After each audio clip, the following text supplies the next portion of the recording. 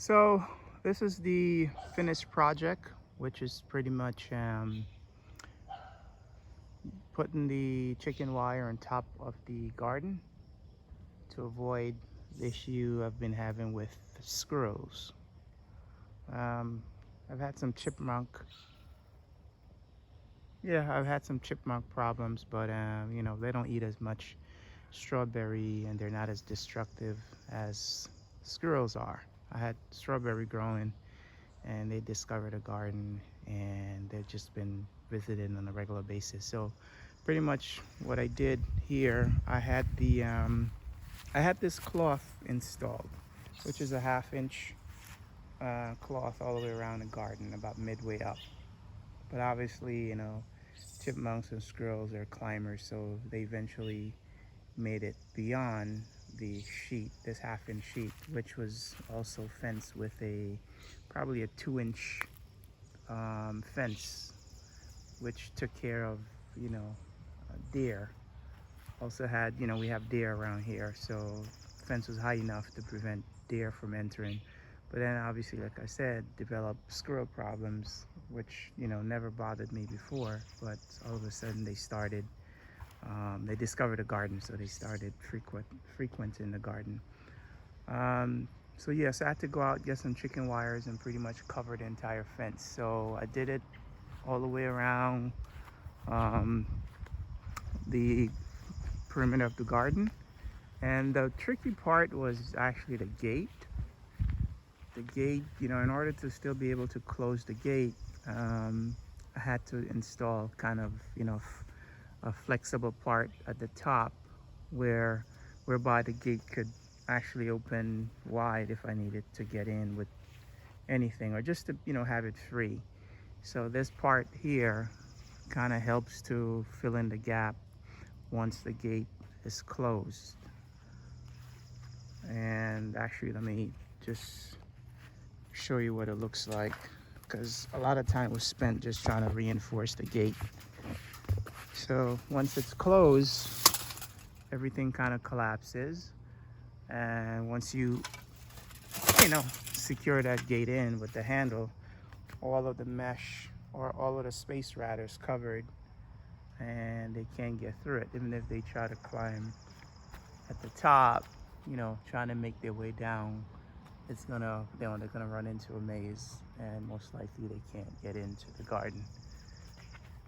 So pretty much all around, like I said, this is what it looks like at the top, and it's all the way around. That's the strawberry bed that the squirrel loved. I'm gonna go inside and show you what it looks like from bottom up. So it's about, I guess, 7 feet tall. I'm about 5'8". So my head touches certain part of the top of the garden. I mean, where the mesh is. So I guess it's about 6 to 7 feet tall. This is what it looks from the bottom up. And of course, I saw the squirrels walking on top of it as they try to make their way, I guess to find a hole somewhere to get in. But yeah, I used to come in the mornings, and the entire, floor here was filled with strawberries, green and ripe, as they came in and had a feast. But yeah, already harvested some of my collards and mustard. I have, what am I growing here? Radish. I had a good harvest so far of the what do you call this thing? Kale. I have some zucchini growing here at the side. Under here, I have cucumbers, about 6 of them that are growing, mixed in with bok chow.